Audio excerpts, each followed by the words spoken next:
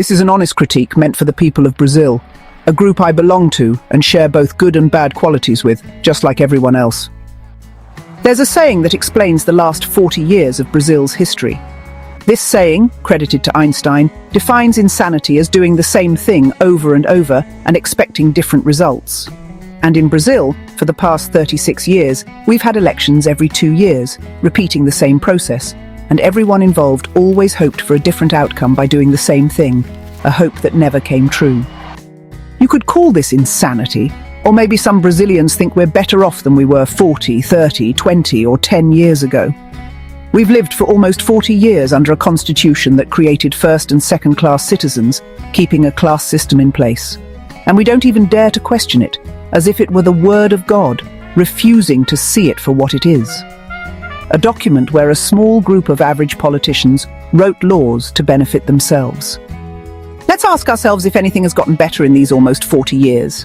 Education, sanitation, healthcare, public safety. Is there less corruption? Everything has gotten worse, but we're told it's okay because we have a lot of democracy. 36 years of elections, and for what? If Brazilian politics stays small-minded, corrupt, and just plain average. While the truly important things aren't being talked about. Because crime is going up every day, poverty is getting worse, most people don't have proper sanitation, and there's no good public healthcare system, and the rich build fortresses to hide in. There are no movements with strong ideals. We follow opportunistic evangelical preachers, popular politicians, and a former president raised in this same system who worships the same constitution that stops honest people from breaking the rules, while the dishonest use and abuse the law.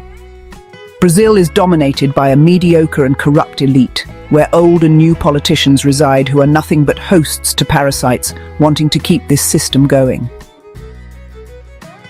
And those who call themselves the opposition ask the Americans for help, saying they're not capable of running their own country. We treat these people like they're gods, people who know what they want, who are decisive, everything we dreamed of becoming one day, but that we'll probably never be. Why do we keep asking the president of another country to save the poor, uneducated, and average Brazilian people? Who knows? Maybe it would be better to be the 51st state. What do you think? Leave your comments and don't forget to subscribe. Goodbye.